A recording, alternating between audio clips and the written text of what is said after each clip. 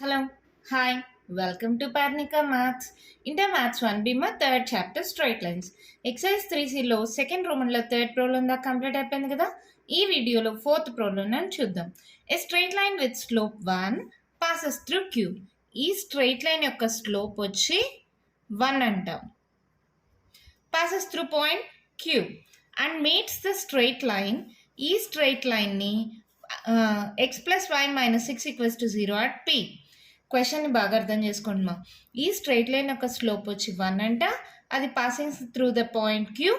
ఈ straight line ఇంకో straight line X plus Y minus 6 equals to 0ని point P అనే దగ్గర మీట్ అవుతుంది. Find the distance PQ. PQ యొక్క డిస్టెన్స్ కనుక్కోవాలి. అర్థమైందా? ఇంకేముంది, ప్రాబ్లం చేద్దాం. ఇక్కడ స్లోప్ ఎంత ఇచ్చారు? Slope equals to m that equals to 1. m equals to మనకు టాన్ తీటా అని ఒక ఫార్ములా ఉంది కదా, అంటే టాన్ తీటా ఈక్వల్స్ టు 1. 1 టాన్లో ఎలా రాస్తామా? టాన్ 45 డిగ్రీస్ కదా, టాన్ 45 వాల్యూ ఎంత? 1. దేర్ఫోర్ తీటా ఈక్వల్స్ టు ఏమవుతుందమ్మా? టాన్ క్యాన్సిల్, అంటే మీకు ఇంకొక స్టెప్లో రాయినా మళ్ళీ కన్ఫ్యూజ్ అయిపోతారు. Tan theta equals to tan 45 degrees, అంటే 1ని టాన్ 45గా రాసుకున్నాం. టాన్ క్యాన్సిల్ అయిపోయింది. దేర్ఫోర్ తీటా ఈక్వల్స్ టు ఏమైంది? 45 డిగ్రీస్. తీటా వాల్యూ తెలిసిపోయింది.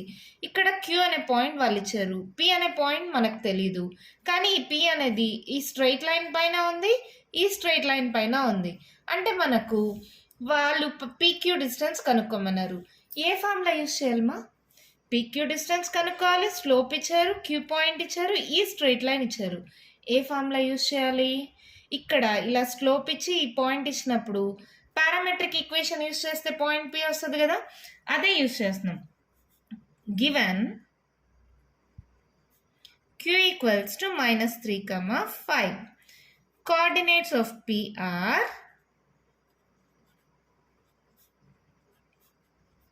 ఏంటి మా formula? Parametric equation x1 plus r cos theta comma y1 plus r sin theta. ఈ ఫార్ములా తెలుసు కదా మీకు, చాలా ప్రాబ్లమ్స్ సాల్వ్ చేసాం కదా ఈ ఫార్ములా యూజ్ చేసి లాస్ట్ ఎక్సర్సైజెస్లో. ఇది x1 y1 అనుకోండి, అక్కడేంటి డిస్టెన్స్ ఇచ్చేస్తారు, యాంగిల్ కనుక్కోవాలి. ఇక్కడేంటి యాంగిల్ ఇచ్చారు, డిస్టెన్స్ కనుక్కోమన్నారు. అంతే మా తేడా. అక్కడ మనం చేసిన ప్రాబ్లమ్స్లో డిస్టెన్స్ ఇచ్చేస్తారు, యాంగిల్ కనుక్కోమంటారు. ఈ ప్రాబ్లంలో ఏంటి, యాంగిల్ ఇచ్చారు, మనం డిస్టెన్స్ కనుక్కోవాలి. డిస్టెన్స్ అంటే ఇక్కడ ఏంటి, ఆర్ కనుక్కోవాలి. x1 వాల్యూ ఎంత? -3. మనకు ఆర్ తెలీదు. కాస్ థీటా ఎంత? 45 డిగ్రీస్. y1 ఎంత? 5. ప్లస్ ఆర్ ఎంత? తెలీదు. Sign 45 degrees. సైన్ 45 కానీ కాస్ 45 కానీ వాల్యూ ఎంతమా? 1/√2 కదా. ఇంకేముంది? -3 ప్లస్ ఆర్ ఇంటూ 1/√2 మా, డైరెక్ట్గా రాస్తున్నా.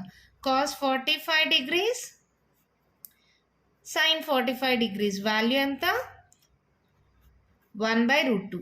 1/√2ని 1 లేకుండా √2 రాసాను. ఓకే కదా. 5 ప్లస్ r/√2. ఓకేనా. ఇదేంటి? Coordinates of P. This point P lies on the straight line x plus y minus 6 equals to 0. P lies on the straight line x plus y minus 6 equals to 0.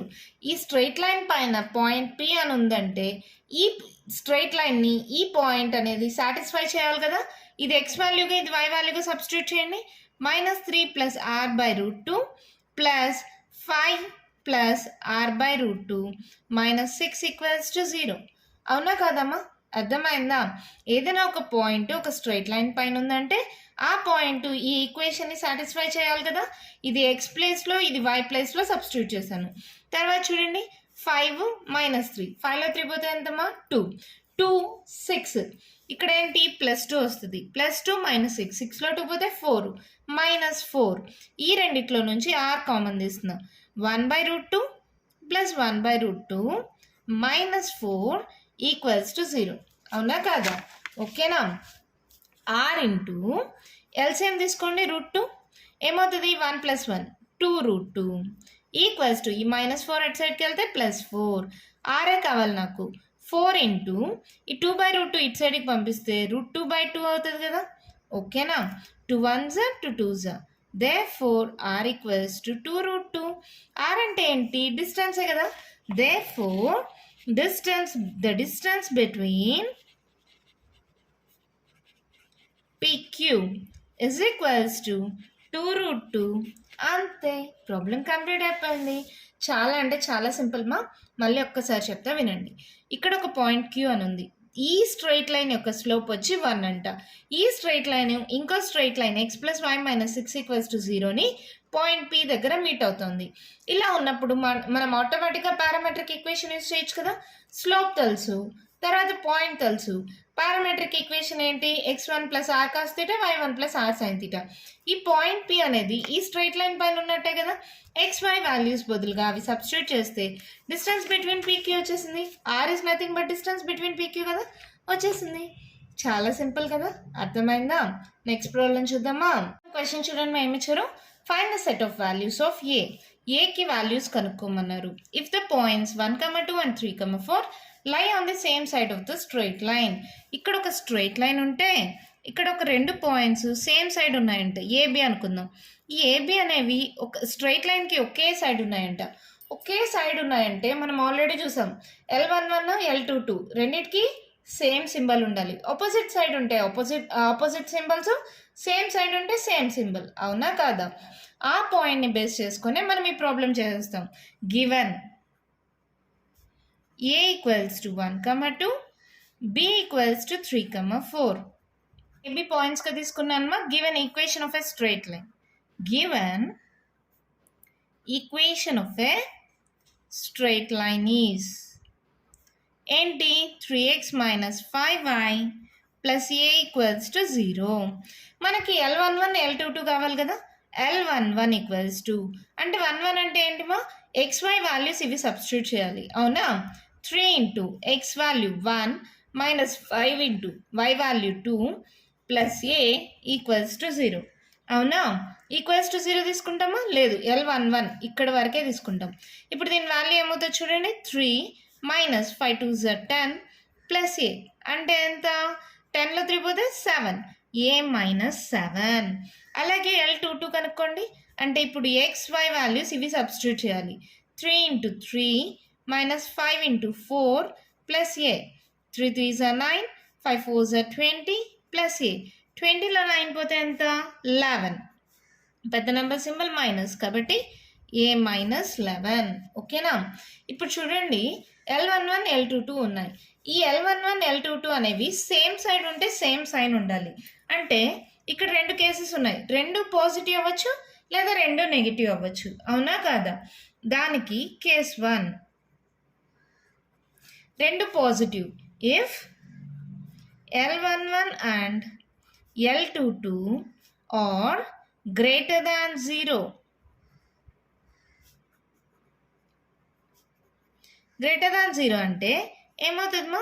a minus 7 greater than 0, a minus 11 greater than 0. అంటే a greater than, ఈ -7 అటు సైడ్కి వెళ్తే +7, a greater than 11. ఇక్కడ చూడండి, a greater than 7, a greater than 11 అంటే 7 కన్నా 11 పెద్దది కదా. అంటే కామన్గా రాయాలంటే ఏం రాయొచ్చు? a belongs to greater than 11, 11 కంటే పెద్దవి, 11 to infinity. a belongs to 11 to infinity అని రాసుకోవచ్చా? అలాగే case 2 if L11 and L22 are less than 0.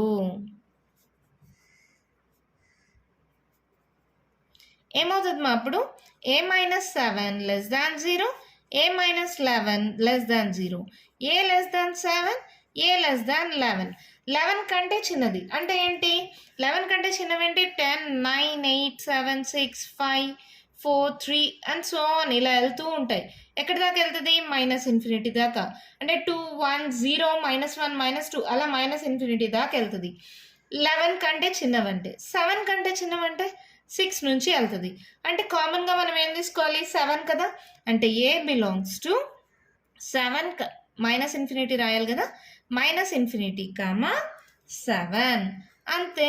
ఈ రెండింటిని కాంబినేషన్ రాస్తే therefore a belongs to -infinity, 7 union 11, infinity. అంతే, మన ప్రాబ్లం కంప్లీట్ అయిపోయింది. మళ్ళీ చెప్తా వినండి మా. 2 పాయింట్స్ ఇచ్చారు. Equation of a straight line ఇచ్చారు. మనకు తెలుసు ఎప్పుడైనా 2 పాయింట్స్ అనేది స్ట్రైట్ లైన్కి ఒకే సైడ్ ఉంటే 2 పాజిటివ్ అన్న అవ్వాలి, 2 నెగిటివ్ అన్న అవ్వాలి. ఇక్కడ L11 L22 వాల్యూస్ 2 పాజిటివ్ అవ్వాలి లేదా 2 నెగిటివ్ అవ్వాలి. ఒకవేళ 2 పాజిటివ్ అయితే ఇది గ్రేటర్, ఇక్కడ చూడండి greater than 7 greater than 11. Greater than 7 అంటే 7 తర్వాత 8 9 10 11 12 13 ఇలా తీసుకుంటుంది. గ్రేటర్ దాన్ 11 అంటే 12 13 నుంచి వస్తుంది. అంటే కామన్ వాల్యూ ఏంటి 11 తర్వాత, కాబట్టి 11 టు ఇన్ఫినిటీ. ఓకేనా? ఒకసారి గ్రేటర్ దాన్ 0, ఇంకొకసారి లెస్ దాన్ 0. 2 లెస్ దాన్ 0 తీసుకుంటే ఇలా వస్తుంది. 2 యొక్క కాంబినేషన్ యూనియన్గా A belongs to -∞, 7 union 11, infinity. అంతే, మన ప్రాబ్లం కంప్లీట్ అయిపోయింది. చాలా సింపుల్ కదా. ఒకసారి 2 గ్రేటర్ తీసుకుంటాం, ఇంకొకసారి 2 లెస్ దాన్ తీసుకుంటాం. ఇచ్చిన ఈక్వేషన్లో L11 L22 అంటే ఒకసారి XY వాల్యూస్ దీన్ని, ఒకసారి XY వాల్యూస్ దీన్ని సబ్స్టిట్యూట్ చేస్తే అయిపోయింది. చాలా సింపుల్గా ప్రాబ్లం అయిపోయింది కదా. అర్థమైందా? నెక్స్ట్ ప్రాబ్లం చూద్దామా. చూడండి మేము ఏమి ఇచ్చారు. Show that the lines are concurrent and find the point of concurrency. Already చాలా ప్రాబ్లమ్స్ చేసాం కదా ఇలాగా. ఈ లైన్స్ కాంకరెంట్ అని చూపించాలంటే ఎలా చేయాలమ్మా, ఏవైనా 2 తీసుకోండి, ఆ రెండింటి నుంచి XY value point of concurrency కనుక్కుంటాం. ఆ XY వాల్యూస్ని థర్డ్ ఈక్వేషన్లో కానీ సబ్స్టిట్యూట్ చేస్తే LHS తీసుకుంటే RHS కానీ వస్తే then we can say that the 3 points are concurrent. అంతే కదా. గివెన్ లైన్స్, ఏం లైన్స్ ఇచ్చారు? 2x + y - 3 = 0. Let it be equation 1. 3x + 2y - 2 = 0. Let it be equation 2. 2x - 3y - 23 = 0. Let it be equation 3. Solving, ఏవైనా మీ ఇష్టం, ఏవైనా 2 equations తీసుకోండి. నేను 1 2 తీసుకుంటున్నా.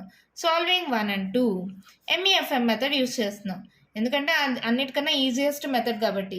మీరు పాయింట్ ఆఫ్ కాంకరెన్సీ తెలుసు కదా, formula B1C2 - B2C1 by A1B2 minus A2B1, comma C1A2 minus C2A1 by A1B2 minus A2B1. ఈ ఫార్ములా యూస్ చేసి అయినా చేయొచ్చు, నో ప్రాబ్లం. కానీ నేను MEFM మెథడ్ యూస్ చేస్తున్నాను, ఎందుకంటే ఈ క్యాలిక్యులేషన్ కన్నా ఈ క్యాలిక్యులేషన్ ఈజీ అవుతుంది. M అంటే మిడిల్ టర్మ్స్, ఇక్కడ ఏమున్నాయేమో 1 2. N terms -3 -2. First terms 2 3. Middle terms 1 2. X Y constant. Cross multiplication formula ఏంటి? ABCD అని ఉంటే AD - BC. ఓకేనా? X by -2 మైనస్ ఈ మైనస్ ఫార్ములాలో minus into minus plus 3 2s 6. Y by -3 3s 9.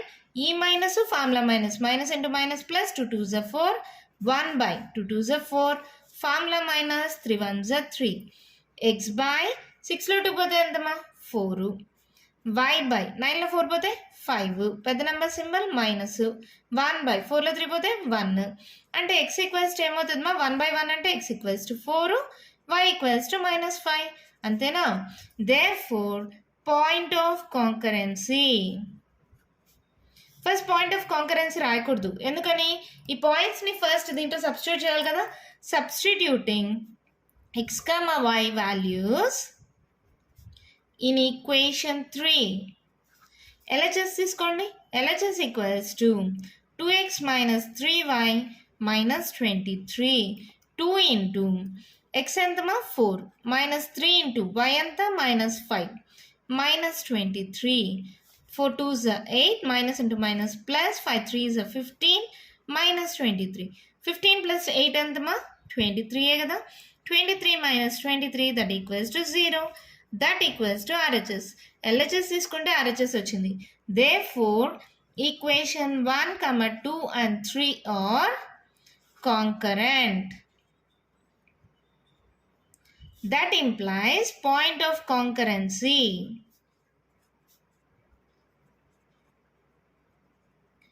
P equals to x, y that equals to 4, -5. అంతే, మన problem అయిపోయింది. చాలా సింపుల్ మా.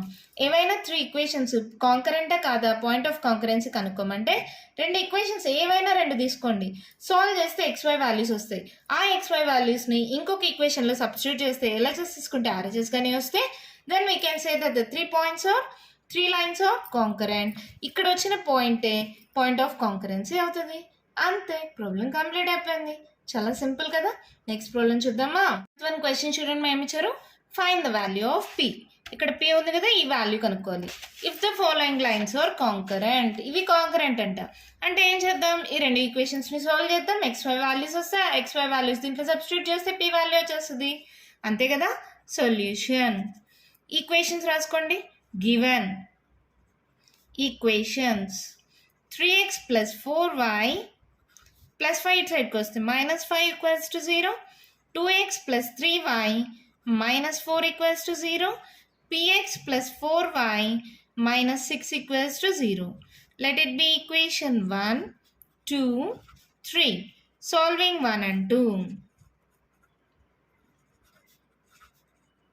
MAFM method use చేస్తున్నాను. 4, 3. Middle terms, n terms, -5, -4. M, E, F. First terms, 3, 2. మళ్ళీ middle terms, 4, 3. M, E, FM. Middle terms 4, 3. N terms -5, -4. First terms 3, 2. Middle terms 4, 3. ఇది x, ఇది y, ఇది 1. ఇంకేముంది, సాల్వ్ చేయండి. AD - BC formula. x by minus 4 4s are 16, minus into minus plus 5 3s are 15, y by minus 10, minus into minus plus 4 3s are 12, 1 by 3 3s are 9, minus 4 2s are 8. AD minus BC మా ఫార్ములా. 16లో 15 పోతే ఎంతమ్మా, 1. పెద్ద number symbol minus. y by 12లో 10 పోతే 2. 1 by 9లో 8 పోతే 1. అంటే x ఈక్వల్స్ టు ఏమైంది, 1/1 కదా, -1. y ఈక్వల్స్ టు ఏమైంది, 2. అంతేనా. XY వాల్యూస్ వచ్చేసాయి. Substituting in equation 3. Substitute x, y values in equation 3. Equation 3లో సబ్స్టిట్యూట్ చేయండి. px plus 4y minus 6 equals to 0. ఇదే కదా ఈక్వేషన్ 3. xy వాల్యూ సబ్స్టిట్యూట్ చేద్దామా. p into -1 plus 4 into 2 minus 6 equals to 0. అంటే -p plus 4 2s 8 minus 6 equals to 0. -p 8లో 6 పోతే ఎంతమా, 2 equals to 0. minus p plus 2 అటు సైడ్కి వెళ్తే -2, minus cancel, therefore p equals to 2. అంతే, మన ప్రాబ్లం కంప్లీట్ అయిపోయింది. అలా ఈజీగా సాల్వ్ చేసాం కదమ్మా. ఇక్కడ ఈక్వేషన్ 1, 2 MAFM మెథడ్లో సాల్వ్ చేస్తే XY వాల్యూస్ వచ్చేసాయి. ఆ XY వాల్యూస్ని ఈక్వేషన్ 3లో సబ్స్టిట్యూట్ చేస్తే P వాల్యూ వచ్చేసింది. చాలా సింపుల్ కదా. దీంట్లోనే ఇంకొక ప్రాబ్లం ఉంది, ఆ ప్రాబ్లం కూడా చూద్దామా. ఈక్వేషన్స్ ఇవేమా. దీన్ని ఈక్వేషన్ 1, 2, 3 అనుకోండి. ఇక్కడ చూడండి, P అనేది ఈక్వేషన్ 2లో ఉంది. అంటే సాల్వింగ్ 1 and 3. నేను చెప్పాను ఇంతకు ముందే, ఏ 2 ఈక్వేషన్స్ అయినా సాల్వ్ చేయొచ్చు అని. Solving 1 and 3. 1ని 3ని సాల్వ్ చేద్దాం. ఏ మెథడ్ యూస్ చేస్తున్నా, MAFM మెథడ్ యూస్ చేస్తున్నా. మీరు కావాలంటే పాయింట్ ఆఫ్ ఇంటర్సెక్షన్ తెలుసు కదా, అదైనా యూస్ చేయొచ్చు. లేదంటే 2 ఈక్వేషన్స్ సాల్వ్ చేసేది మీరు 10thలో నేర్చుకున్నారు కదా, అలాగైనా చేయండి. ఇదైతే చిన్న ప్రాసెస్, నాకు ఈజీ అనిపిస్తుంది కాబట్టి నేను ఈ మెథడ్ యూస్ చేస్తున్నా. Middle terms -3, 5. n terms -7, -1. First terms 4, 6. Middle terms -3, 5. ఒకసారి బాగా కరెక్ట్గా చెక్ చేసుకోండి మా. తప్పు పోయిందంటే ప్రాబ్లం మొత్తం తప్పుపోతుంది. -3, 5, -7, -1, 4, 6, -3, 5. x, y, 1. ఇంకేముంది, XY వాల్యూస్ వచ్చేస్తాయి దీని నుంచి. x by minus into minus plus 3 1s 3, ఈ మైనస్ ఫార్ములా minus plus 7 5s 35. y by minus 7 6s 42, ఈ మైనస్ ఫార్ములా minus minus into minus plus 4 1s 4. 1 by 5 4s 20, ఈ మైనస్ ఫార్ములా మైనస్ ప్లస్ 6 3s 18. అంతేనా. x by 35, 36, 37, 38. y బై 42లో 4 పోవాలమ్మా. Different symbols కదా, 42, 41, 40, 39 పోతే 38. పెద్ద number symbol minus. 1 by add చేయండి 38. ఇక్కడ చూడండి, ఇది కంపేర్ చేసుకోవాలి. x by 38, equals to 1/38, y by minus 38 equals to 1/38. 38 cancel, x equals to 1. అవునా? ఇక్కడ చూడండి క్యాన్సిల్, y ఈక్వల్స్ టు ఈ మైనస్ ఇట్ సైడ్కి పోతే y equals to -1. xy values వచ్చేసాయా? Substituting x, y values in equation 2. ఏంటి equation 2? 2x plus py plus 2 equals to 0. 2 ఇంటూ ఎక్స్ వాల్యూ ఎంతమా 1 ప్లస్ p తెలీదు, y వాల్యూ ఎంత -1 plus 2 equals to 0. 2 minus p plus 2 equals to 0. Minus p plus 2 plus 2 4 equals to 0. Minus p equals to -4, p equals to 4. అంతే, మన problem complete అయిపోయింది. చాలా simple కదమ్మా. ఏం చేసామ్మా, ఫస్ట్ ఈక్వేషన్ 1ని 3ని సాల్వ్ చేసుకున్నాం MAFM మెథడ్లో. XY వాల్యూస్ని ఈక్వేషన్ 2లో సబ్స్టిట్యూట్ చేస్తే P వాల్యూ వచ్చేసింది. 7th ప్రాబ్లం కంప్లీట్ అయిపోయిందా? నెక్స్ట్ కంటిన్యూషన్ ప్రాబ్లమ్స్ నెక్స్ట్ వీడియోలో చూద్దాం. మీకు ఇంకా ఏమైనా డౌట్స్ ఉంటే కామెంట్ బాక్స్లో ఇవ్వండి. మీకు కానీ ఈ వీడియో నచ్చినట్లయితే లైక్ చేయండి, షేర్ చేయండి, నా ఛానల్ని సబ్స్క్రైబ్ చేసుకోండి. Thank you.